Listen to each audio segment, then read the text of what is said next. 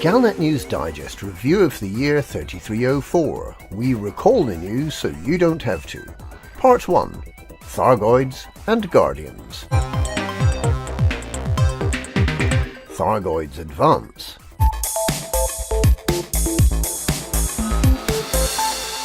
The year begins with continuing Thyroid attacks on stations in the Pleiades. Reed's Rest in Merope and Obsidian Orbital in Maya are amongst the stations attacked in the week marking the first anniversary of the Thargoids' return to human-occupied space. Aegis responds by issuing decontamination limpets which scrape toxic slime off the hulls of attacked ships. Aegis seems unwilling to engage the Thargoids directly, but it provides rescue ships to assist in the humanitarian effort near damaged stations. In February, with the number of Thargoid damaged stations at 17, the Empire and Federation appeal for assistance to repair the damaged stations. The Federation announces a plan to create autonomous military hardware with which to fight the Thargoids, and Aegis establishes a network of eagle-eye monitoring posts to track the systems the Thargoids may be targeting. It becomes apparent that the Thargoids are advancing towards the core systems of the bubble. Thyroid attacks then settle down to a regular weekly cycle. There are rumours of a massive Thargoid invasion in April when a listening post is found in Pollux broadcasting the poem Chanson d'automne by Paul Verlaine.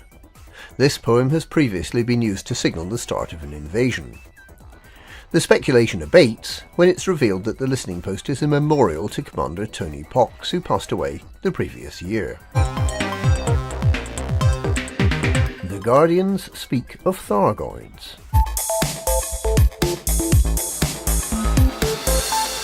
In the face of imminent funding cuts, engineer and Guardian specialist Ran Tah appeals for Guardian artifacts to allow his research to continue. Molecular scans on the resultant materials reveals the location of new Guardian sites, which in return reveal information that allows Tah to make available new Guardian weaponry and power plant technology.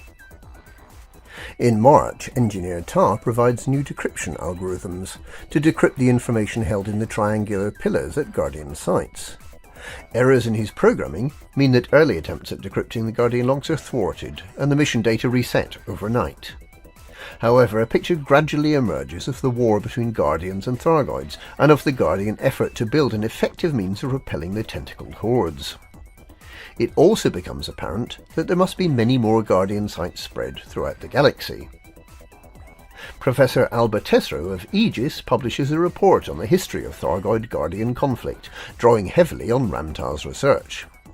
The Thargoids appear to have ceded vast areas of space with their barnacles long before the Guardian civilization became established.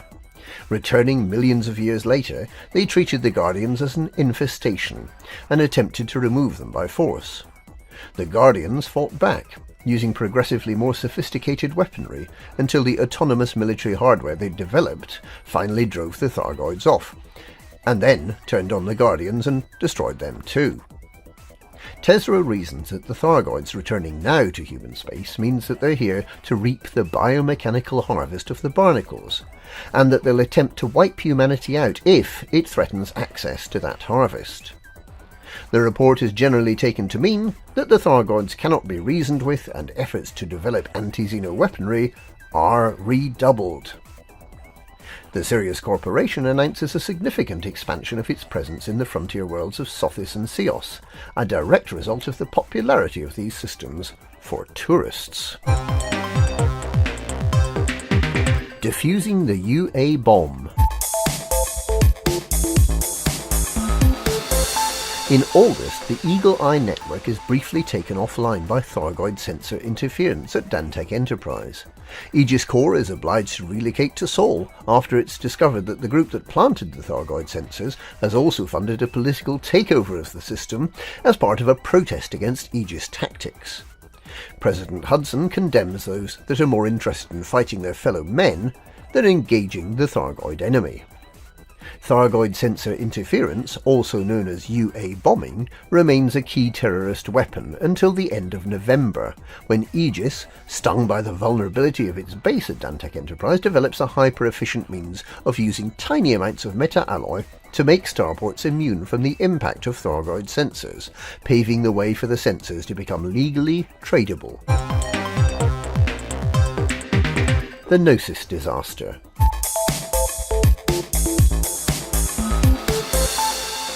In August, Canon Interstellar announces plans to fly its megaship the Gnosis to the Cone Sector, a small island of stars surrounded by a sea of permit-locked systems. This opportunity to travel to an area that's been inaccessible for more than 2 years causes great excitement amongst explorers, several thousand of whom fly lightly shielded, unarmed exploration vessels to the ship in preparation for the jump. The Pilots Federation then issues a series of contradictory statements, stating that the Cone Sector has now been permit-locked, but the jump will nonetheless be permitted to proceed. On the 6th of September, the research vessel the Gnosis starts its scheduled jump to the Cone Sector. However, it's hyperdicted by Thargoids and drops back to normal space, not far from its original position, damaged and surrounded by hundreds of more aggressive Thargoids than have previously been seen. Hundreds of unarmed exploration ships are unable to launch without being destroyed. Some are destroyed while still in the docking bay. Others attempt to escape and are almost instantly vaporized. The small number of armed ships that attempt to fight off the alien hordes are listed as wanted by Canon and shipped off to detention facilities. The incident causes the greatest loss of life and destruction of ships since the war in Lu. There are rumours that Galnet was tipped off in advance about the impending bloodbath, as it publishes an account of the incident shortly before the events actually happen. Whether Galnet has been infiltrated by the Thargoids, by members of the Pilots Federation, or by some other shadowy organisation is unclear, but what does seem clear is that several thousand explorers were knowingly sent to their deaths. Tah Attacked.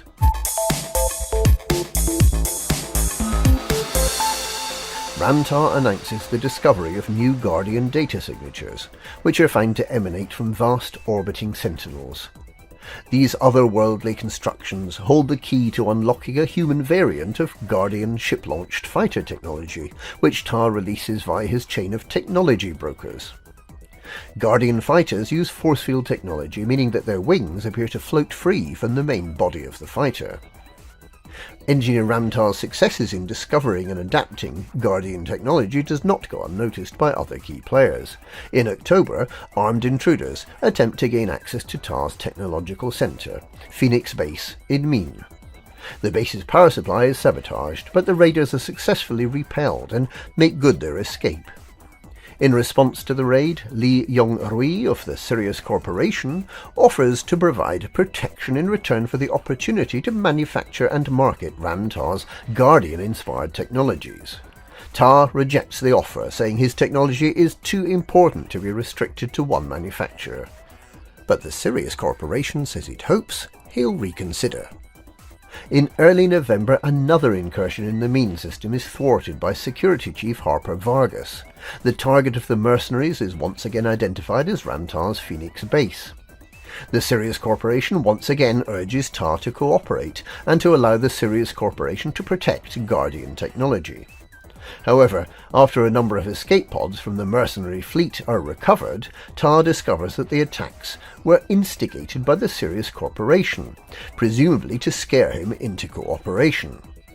The Sirius Corporation arrests a number of its own junior officers, whom it accuses of plotting the attacks without the knowledge of senior Sirius executives.